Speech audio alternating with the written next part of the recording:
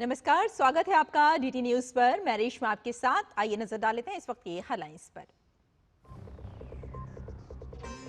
राष्ट्रीय मानवाधिकार दिवस आज। राष्ट्रपति द्रौपदी मुर्मू भारत मंडपम में राष्ट्रीय मानवाधिकार आयोग के समारोह में मुख्य अतिथि के तौर पर होंगी शामिल।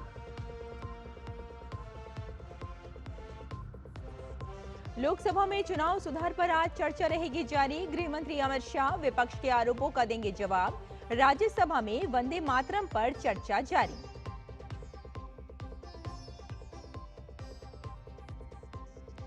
दिल्ली में आज विदेश मंत्री डॉक्टर जयशंकर की इटली के विदेश मंत्री एंटोनियो तायानी से होगी मुलाकात। महत्वपूर्ण विषयों पर होगी बातचीत। ऑस्ट्रेलिया में आज से 16 साल से कम उम्र के बच्चों के लिए सोशल मीडिया पर बैन। पीएम अल्बनीज ने कहा, बच्चों को मिलेगा बचपन।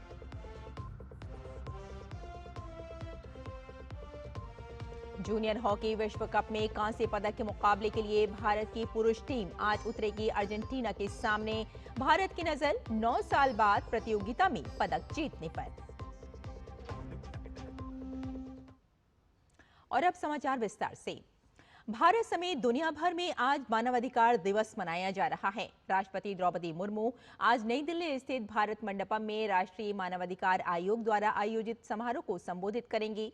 इस कार्यक्रम में 1948 में स्वीकार की गई मानव अधिकारों की सार्वभौम घोषणा को रेखांकित किया जाएगा। इस वर्ष के मानवाधिकार दिवस का विषय है, हर रोज अनिवार्य, जन सेवाएं और सबके लिए गरिमा।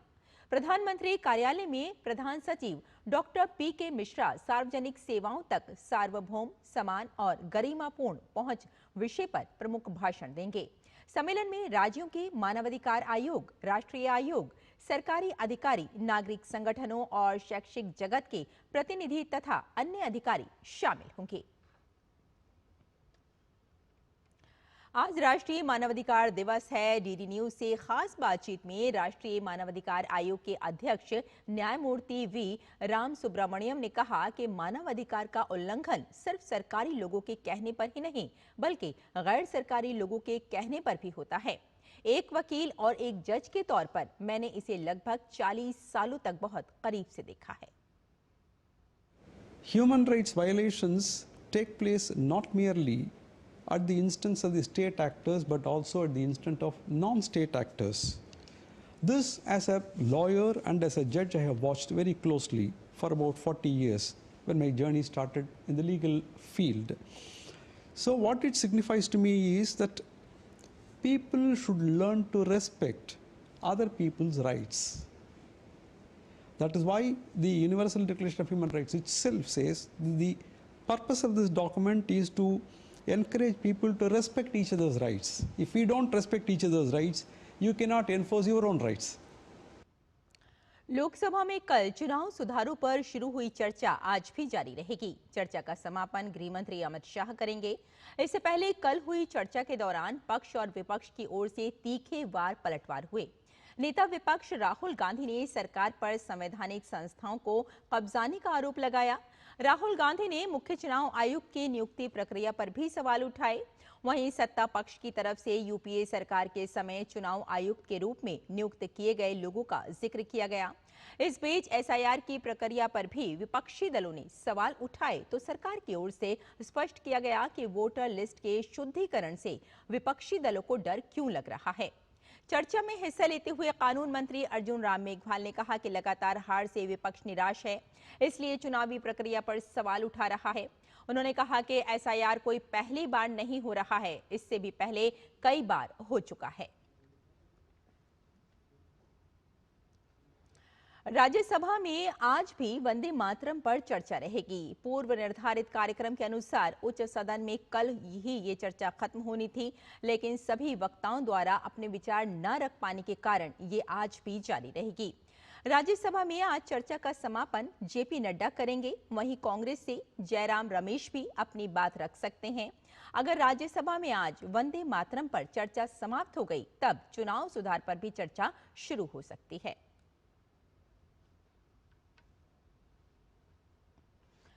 और इटली के उप प्रधानमंत्री और विदेश मामलों तथा अंतर्राष्ट्रीय सहयोग मंत्री एंटोनियो तजानी भारत की 3 दिवसीय यात्रा पर नई दिल्ली पहुंचे। अपनी यात्रा के दौरान इटली के विदेश मंत्री आज शाम भारत के विदेश मंत्री डॉक्टर एस जयशंकर के साथ बैठक करेंगे। विदेश मंत्रालय के प्रवक्ता रणधीर जायसवाल ने सोशल मीडिया प्लेटफॉर्म एक्स पर बताया कि इस साल एंटोनियो तजानी की ये भारत की दूसरी यात्रा है। उन्होंने कहा कि दिल्ली और मुंबई में आयोजित उनके कार्यक्रम भारत और इटली के बीच रणनीतिक साझेदारी को और मजबूत करेंगे। और दुनिया भर में आर्टिफिशियल इंटेलिजेंस का हब बन चुके भारत में अब माइक्रोसॉफ्ट बड़ा निवेश करने जा रही है। कंपनी के सीईओ ने प्रधानमंत्री नरेंद्र मोदी से मुलाकात के बाद भारी भरकम निवेश का ऐलान किया। वहीं इंटेल के सीईओ ने भी भारत के सेमीकंडक्टर मिशन को मजबूत करने की घोषणा की। भारत को आर्टिफिशियल इंटेलिजेंस का हब बनाने की दिशा में अग्रसर सरकार के प्रयासों को और ताकत मिलने जा रही है। दुनिया की दिग्गज टेक कंपनियां भारत में बड़ा निवेश करने जा रही हैं। दिल्ली में माइक्रोसॉफ्ट और इंटेल जैसी बड़ी कंपनियों ने भारत में निवेश का ऐलान किया है। अमेरिकी कंपनी माइक्रोसॉफ्ट भारत में 1.57 लाख करोड़ रुपए का निवेश करेगी। कंपनी एआई के साथ ही डेटा सेंटर और क्लाउड कंप्यूटिंग के क्षेत्र में इंफ्रास्ट्रक्चर तैयार करेगी। प्रधानमंत्री नरेंद्र मोदी से मुलाकात के बाद सत्य नडेला ने कहा कि एआई के क्षेत्र में दुनिया भारत की तरफ देख रही है। वहीं माइक्रोसॉफ्ट के सीईओ से मुलाकात के बाद प्रधानमंत्री नरेंद्र मोदी ने सोशल मीडिया पोस्ट कर लिखा कि भारत के सपने को सपोर्ट करने के लिए माइक्रोसॉफ्ट 1.57 लाख करोड़ रुपए लगा रही है। ये एशिया में हमारा अब तक का सबसे बड़ा निवेश है। इससे भारत में एआई के लिए मजबूत इंफ्रास्ट्रक्चर बनेगा। लाखों लोगों को नई स्किल्स सिखाई जाएंगी और अपना डेटा अपने पास सुरक्षित रखने की ताकत भी मिलेगी। बस यही चाहिए था भारत के एआई वाले भविष्य के लिए। इंटेल के सीईओ लिप बूतान ने भी प्रधानमंत्री नरेंद्र मोदी से मुलाकात की और भारत में सेमीकंडक्टर मिशन को पूरा समर्थन देने का वादा किया। वहीं कॉग्निजेंट के सीईओ रवि कुमार एस ने भी प्रधानमंत्री नरेंद्र मोदी से मुलाकात की। कॉग्निजेंट भारत में 2.5 लाख से ज्यादा कर्मचारियों के साथ काम कर रही है। प्रधानमंत्री से मुलाकात में कॉग्निजेंट ने भारत के छोटे शहरों में विस्तार की बात की। साथ ही कंपनी भारत में $1 अरब से ज्यादा का निवेश भी कर रही है। Bureau report, DD news. और डीजीसीए ने इंडिगो एयरलाइंस को अपने शीतकालीन उड़ान परिचालन में 10% कमी करने का निर्देश दिया है।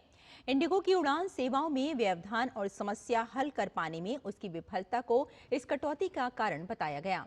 महानिदेशालय ने एक नोटिस में कहा कि इंडिगो को इस वर्ष नवंबर में 64,346 उड़ानों की अनुमति मिली थी, लेकिन उसने सिर्फ 59,438 उड़ानों का संचालन किया और 951 उड़ानें रद्द की।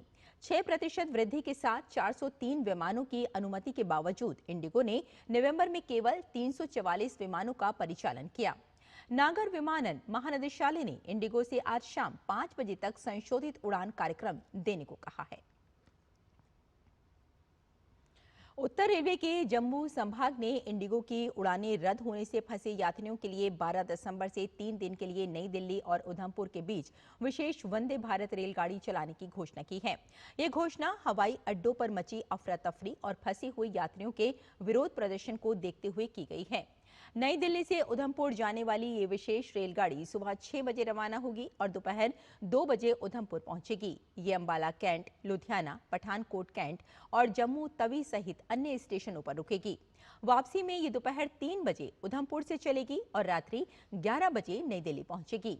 इस विशेष वंदे भारत रेलगाड़ी में 20 डिब्बे होंगे। यात्रियों को सलाह दी गई है कि वे भारतीय रेलवे की आधिकारिक वेबसाइट या NTES ऐप से गाड़ी की प्रमाण जानकारी लें। गोवा पुलिस ने वर्च boy Romeo Lane night club के 4 मालिकों में से एक अजय गुप्ता को हिरासत में ले लिया है। इस नाइट क्लब में शनिवार को भीषण आग हादसे में 25 लोगों की मौत हो गई थी। गोवा पुलिस ने अजय गुप्ता और एक अन्य मालिक सुरेंद्र कुमार खोसला के खिलाफ लुकआउट नोटिस जारी किया था। गोवा पुलिस ने बताया कि अजय गुप्ता इस मामले में हिरासत में लिया गया 6ठा आरोपी है। नाइट क्लब के 2 और मालिक सौरभ लूथरा और गौरव लूथरा फरार हैं और उनके खिलाफ ब्लू कॉर्नर नोटिस जारी किया गया है। पुलिस ने अजय गुप्ता से पहले इस मामले में नाइट क्लब के मुख्य महाप्रबंधक और बार प्रबंधक सहित 5 लोगों को गिरफ्तार किया है। गोवा के वागोटर इलाके में जिला प्रशासन ने रोमियो लेन नाम के रेस्टोरेंट का एक हिस्सा तोड़ दिया। ये रेस्टोरेंट गौरव लूथरा और सौरभ लूथरा का है, जो वर्च बॉय रोमियो लेन के भी मालिक हैं। प्रशासन ने ये कार्रवाई नियमों के उल्लंघन के आरोपों के तहत की। इससे पहले गोवा सरकार ने अरपोरा के वर्च boy Romeo Lane night club अग्निकांड पर कार्रवाई करते हुए नाइट क्लब और वागाटोर के मालिकों की मुख्य प्रॉपर्टी को तुरंत गिराने और उनकी संपत्ति को जब्त करने का आदेश दिया था। राजस्थान के जयपुर में आज प्रवासी राजस्थानी दिवस का आयोजन किया जा रहा है। देश विदेश के अनिवासी राजस्थानी कार्यक्रम में शामिल होंगे। 8,700 से अधिक प्रतिभागियों ने इस आयोजन के लिए पंजीकरण कराया है। कार्यक्रम के दौरान 1 लाख करोड़ रुपए से अधिक के निवेश प्रस्तावों पर हस्ताक्षर होंगे। इसके अलावा कई निवेश संवर्धन नीतियों और प्रवासी राजस्थानी नीति की घोषणा की जाएगी। राजस्थान के राज्यपाल हरिभाऊ बागड़े, पंजाब के राज्यपाल गुलाब चंद कटारिया, राजस्थान के मुख्यमंत्री भजनलाल शर्मा, अनेक केंद्रीय मंत्री और अन्य जनप्रतिनिधि आयोजन में भाग लेंगे। उद्योग जगत की प्रमुख हस्तियां भी कार्यक्रम में शामिल होंगी। एक दिन के इस आयोजन में उद्योग, ऊर्जा, जल खनन, शिक्षा, पर्यटन और स्वास्थ्य जैसे प्रमुख क्षेत्रों पर सत्रों का आयोजन होगा। राजस्थान में औद्योगिक और निवेश संभावनाएं तथा उभरते अवसरों पर भी विचार विमर्श होगा।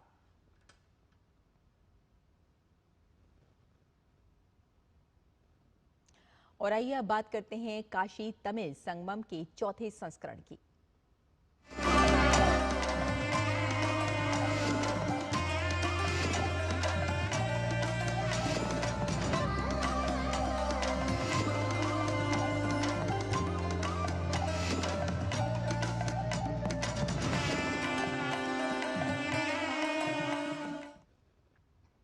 काशी तमिल संगमम का चौथा जत्था आज प्रयागराज पहुंचेगा, जहां वीआईपी घाट पर उनका भव्य स्वागत किया जाएगा।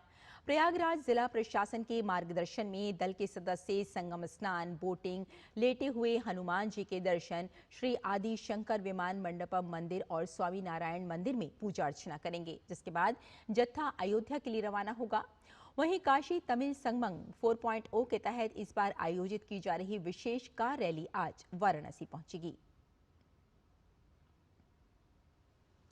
और यहां रुकते हैं एक छोटे से ब्रेक के लिए, जल्द हाजिर होते हैं। आप देखते रहिए डीटी न्यूज।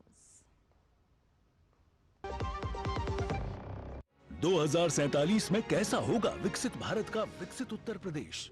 क्या आप चाहते हैं कि कृषि क्षेत्र में नवाचार और पशुधन की समृद्धि से बढ़े अन्नदाता की आमदनी, गांव-गांव तक पहुंचे चौड़ी सड़कें, हवाई यात्रा के लिए किसान की जेब में हो पैसे, विश्व स्तरीय शिक्षा और वर्ल्ड क्लास इलाज, बढ़े उद्योग, रोजगार, नौकरी और अपना व्यापार, रिन्यूएबल और ग्रीन एनर्जी हो यूपी में फुल, ताकि कभी न हो बत्ती गुल। डीप टेक, एआई और इलेक्ट्रॉनिक संसाधनों का बिछे जाल, सांस्कृतिक धरोहर का पुनर्जागरण और गौरव काल। क्या आप चाहते हैं ऐसा उत्तर प्रदेश? अगर हाँ, तो उठाइए मोबाइल, क्यूआर कोड को स्कैन करें और पोर्टल samarthuttarpradesh.up.gov.in पर लिखकर या बोलकर दर्ज कराएं सुझाव। आपके सुझाव से बनेगा विकसित यूपी का रोड मैप और मूल्यवान सुझाव देने वाले किए जाएंगे सम्मानित, क्योंकि आपकी राय विकसित यूपी बनाए। जब धरती चीर कर निकलता है लोहे का पत्थर और मिलता है मोंगिया के जोश से, फिर तपता है, पिघलता है और बनता है फौलाद। अब होता है सरिया सारी खूबियों के साथ। मोंगिया स्टील, मजबूत देश का मजबूत सरिया। ब्रेक के बाद एक बार फिर आपका स्वागत है। आइए आगे बढ़ते हैं। 14,000 फीट से भी अधिक की बर्फीली ऊंचाइयों पर पूर्वी थिएटर में तैनात ब्रह्मास्त्र कोर के वीर जवान एक बार फिर दिखा रहे हैं अपना अदम्य साहस। भारतीय सेना के ईस्टर्न कमांड ने अपने सोशल मीडिया हैंडल एक्स पर पोस्ट के जरिए बताया कि कड़कड़ाती ठंड, सर्द हवाओं और दुर्गम इलाकों के बीच ये वीर सैनिक आर्मी मार्शल आर्ट्स रूटीन यानी AMAR अमर का ऐसा प्रदर्शन कर रहे हैं जो उनके ever ready and ever strong सिद्धांत को साकार करता है। सीमा की रक्षा हो या कठिन परिस्थितियों से जंग, ये जांबाज सैनिक हर मोर्चे पर देश की ढाल बनकर खड़े हैं। भाजपा के राष्ट्रीय महासचिव तरुण चुग ने पंजाब कांग्रेस में वित्तीय भ्रष्टाचार की सीबीआई जांच की मांग की है। तरुण चुग ने कांग्रेस नेत्री नवजोत कौर के उस दावे पर कड़ा रुख अपनाया है जिस पर पंजाब के पूर्व उप मुख्यमंत्री सुखजिंदर रंधावा द्वारा राजस्थान में कांग्रेस विधानसभा के टिकट बेचे जाने का आरोप कांग्रेस नेता नवजोत कौर ने लगाया था। चुग ने कहा कि ऐसे आरोपों की जांच होनी चाहिए क्योंकि ये गांधी परिवार के नेतृत्व वाली कांग्रेस में घोर वित्तीय भ्रष्टाचार को दर्शाता है। चुग ने पंजाब में भ्रष्टाचार के एक नए अध्याय का भी जिक्र किया जिसमें शिवालिक पर्वतमाला में संरक्षित वन और सरकारी जमीन शामिल हैं।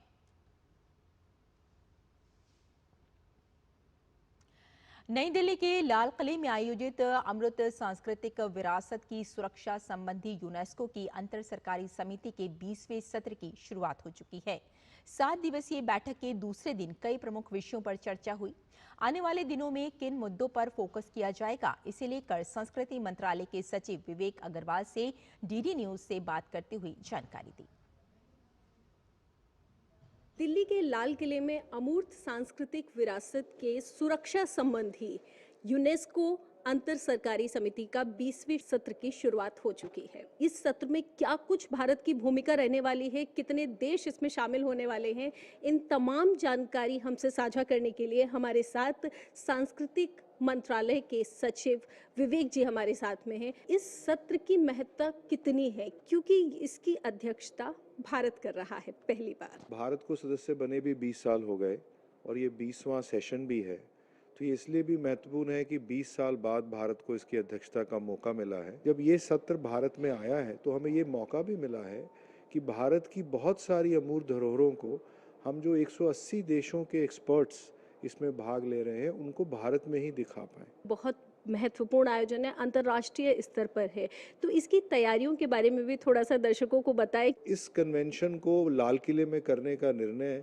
केवल 2 माह पहले ही हुआ। हमने जब निर्णय लिया उस समय बहुत चैलेंजेस थे। ये सबने सोचा कि कैसे लाल किले में इतना बड़ा आयोजन जिसमें 1200 से ज़्यादा इंटरनेशनल डेलीगेट्स आएंगे, 180 कंट्रीज़ के आएंगे, उनको कैसे हम होस्ट करेंगे। बट हमने इसको एक चैलेंज के रूप में लिया। आज इस सत्र का दूसरा दिन है, क्या कुछ विषय रहे? जो मेंबर्स हैं उन्होंने अपने प्रस्ताव दिए हैं।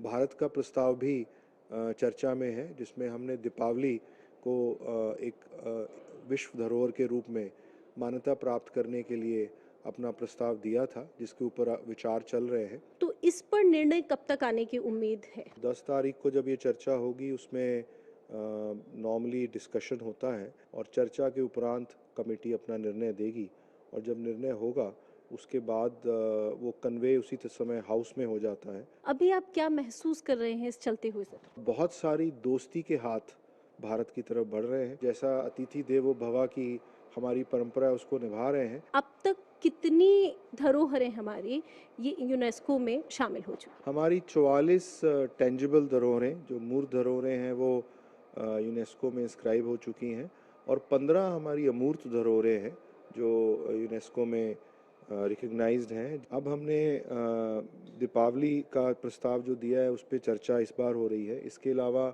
हमने छठ महापर्व का प्रस्ताव जो मल्टीनेशनल है उसको हमने रखा है। हम अन्य प्रस्तावों पे भी अब काम कर रहे हैं। Memory of the world register है, उसमें ऋग्वेद रिकग्नाइज हुआ है। उसमें इस बार ही हम वाल्मीकि रामायण को लेके जाना चाह रहे हैं और हम कोशिश ये कर रहे हैं कि जितने भी यूनेस्को के विभिन्न पहलू हैं जो कल्चरल एस्पेक्ट्स हैं उनमें भारत का प्रतिनिधित्व बहुत अच्छे से हो। जो मूर्त धरोहरें हैं उसमें अगले वर्ष ओरछा, उसके जो मध्य प्रदेश में है उससे अगले वर्ष वडनगर को लेके जाएंगे और जो आने वाला वर्ष है 2026 उसमें हम जो मेघालय के ट्री रूट ब्रिजेस हैं वहाँ पे नेचुरल रूट से ब्रिजेस बने हुए हैं जो बहुत ही सुंदर धरोहर है भारत की और हमारे नॉर्थ ईस्ट की, उसको हम मान्यता के लिए यूनेस्को में लेके जा रहे हैं। हमारे देश के युवाओं को आप क्या कहना चाहेंगे? भारतीय युवाओं को ये समझ लेना चाहिए कि जो भारत की सभ्यता है और जो भारत की परंपराएं हैं वो हर तरह से ना केवल प्राचीन है बल्कि वो उच्चतम और उत्तम है। यकीनन एक बार फिर भारत की संस्कृति, भारत के उत्सव, भारत का त्योहार, भारत की धरोहरें पूरे विश्व में अपना परचम लहराएंगी। कैमरा पर्सन SP दुबे के साथ मैं डॉक्टर सुयश शर्मा, DD न्यूज़, दिल्ली। और प्रधानमंत्री नरेंद्र मोदी ने स्वतंत्रता सेनानी सी राजा गोपालाचारी को उनकी जयंती पर श्रद्धांजलि दी। अपने एक संदेश में उन्होंने कहा, स्वतंत्रता सेनानी, विचारक, बुद्धिजीवी और राजनेता, ये कुछ शब्द हैं जो श्री सी राजगोपालाचारी को याद करते समय मन में आते हैं।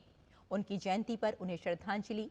वे 20वीं सदी के सबसे तेज और गहन सोच वाले व्यक्तियों में से एक थे, जिन्होंने मूल्यों को महत्व दिया और मानव गरिमा की रक्षा पर जोर दिया। हमारा देश कृतज्ञता के साथ उनके अमूल्य योगदानों को याद करता है।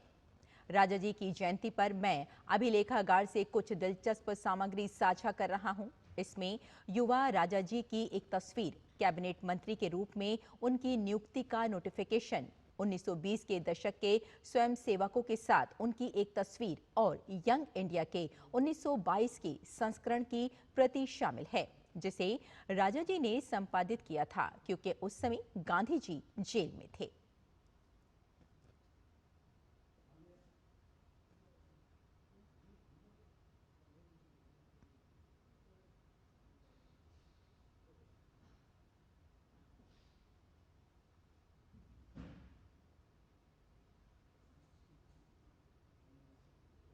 प्रधानमंत्री नरेंद्र मोदी ने शहीद दिवस पर असम आंदोलन के लिए खुद को समर्पित करने वाले लोगों के असाधारण साहस और बलिदान को याद किया। एक्स पोस्ट में उन्होंने कहा, आज शहीद दिवस पर हम असम आंदोलन से जुड़े सभी लोगों के साहस को याद करते हैं। ये आंदोलन हमारे इतिहास में हमेशा एक महत्वपूर्ण स्थान रखेगा।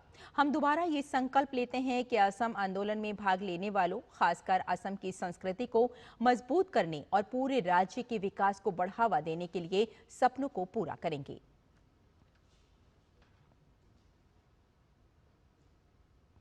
राजस्थान के सीकर जिले के फतेहपुर में भीषण सड़क हादसे में 3 लोगों की मौत हो गई और 28 लोग घायल हो गए। घायलों में से 7 की स्थिति गंभीर बताई जा रही है। राहत और बचाव कार्य के बाद गंभीर घायलों में से 15 लोगों को तुरंत सीकर अस्पताल में रेफर किया गया। यह हादसा तब हुआ जब फतेहपुर बीकानेर हाईवे पर एक स्लीपर बस और ट्रक की आमने सामने जोरदार टक्कर हो गई। स्लीपर बस बीकानेर से जयपुर की ओर जा रही थी, जबकि ट्रक जयपुर से बीकानेर की तरफ आ रहा था। हादसे के बाद मौके पर अफरा तफरी मच गई और यात्रियों में भय तथा दहशत का माहौल बन गया। स्थानीय लोगों ने तुरंत रेस्क्यू टीम और पुलिस को सूचित किया। पुलिस और प्रशासनिक अधिकारी मौके पर पहुंचकर राहत और बचाव कार्य में जुट गए और घायलों को निकालने के लिए कड़ी मशक्कत की गई।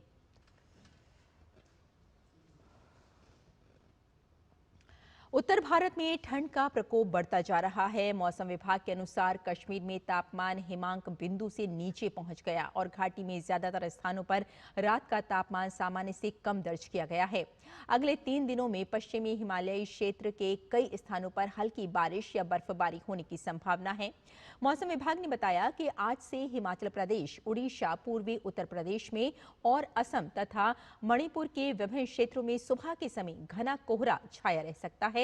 वहीं पश्चिमी मध्य प्रदेश के अलावा छत्तीसगढ़, उड़ीसा, मध्य महाराष्ट्र, उत्तरी आंतरिक कर्नाटक और तेलंगाना में अलग अलग जगहों पर शीतलहर चल सकती है। राजस्थान में दिन में तापमान कई स्थानों पर सामान्य से 1 से 2 डिग्री सेल्सियस अधिक दर्ज किया जा रहा है। बेल्जियम के सुप्रीम कोर्ट ऑफ कैसेशन ने भगोड़े हीरा कारोबारी मेहुल चोकसी की उस अपील को खारिज कर दिया जिसमें उसने पंजाब नेशनल बैंक में 13,000 करोड़ रुपए के कथित घोटाले के मामले में भारत प्रत्यार्पण को चुनौती दी थी। कोर्ट ऑफ कैसेशन के प्रवक्ता advocate general Henry vendor Linde ने कहा कि कोर्ट ऑफ कैसेशन ने अपील को खारिज कर दिया, इसलिए अपीली अदालत का फैसला कायम है। एंटवर्प की अपीली अदालत ने चौकसी के प्रत्यार्पण के भारत के अनुरोध को लागू योग्य बताते हुए बरकरार रखा था। एंटवर्प में अपीली अदालत के 4 सदस्यीय अभियोग कक्ष को 29 नवंबर 2024 को जिला अदालत के प्री ट्रायल चैम्बर द्वारा जारी आदेशों में कोई खामी नहीं मिली। जिला अदालत ने मई 2018 और जून 2021 में मुंबई की विशेष अदालत द्वारा जारी गिरफ्तारी वारंट को लागू योग्य बताया था और चौकसी के प्रत्यार्पण की अनुमति दी थी। अपीली अदालत ने अपने फैसले में कहा था कि 13,000 करोड़ रुपए के पीएनबी घोटाले के मुख्य आरोपी मेहुल चोकसी को भारत प्रत्यार्पित किए जाने पर निष्पक्ष सुनवाई से वंचित किए जाने या किसी प्रकार के दुर्व्यवहार का कोई जोखिम नहीं है। और तमिलनाडु में खेले जा रहे पुरुष जूनियर हॉकी विश्व कप में आज भारतीय टीम का सामना अर्जेंटीना से होगा। पिछले 2 विश्व कप में चौथे स्थान पर रही भारतीय टीम को उन गलतियों को दोहराने से बचना होगा जो उसने सेमीफाइनल में 7 बार की चैंपियन जर्मनी के खिलाफ की और 1-5 से पराजित झेलना पड़ा। अर्जेंटीना के कोरिया ब्रूनो टूर्नामेंट में शानदार फॉर्म में हैं और 6 गोल कर चुके हैं। 2 बार की चैंपियन अर्जेंटीना ने 2021 में फाइनल में जर्मनी को 4-2 से हराकर खिताब जीता था। भुवनेश्वर में 2021 में और कोलालमपुर में 2023 में हुए जूनियर विश्व कप में भारतीय टीम चौथे स्थान पर रही थी। तो इस बुलेटिन में फिलहाल इतना ही, लेकिन डीडी न्यूज पर खबरों का सिलसिला जारी रहेगा। नमस्कार।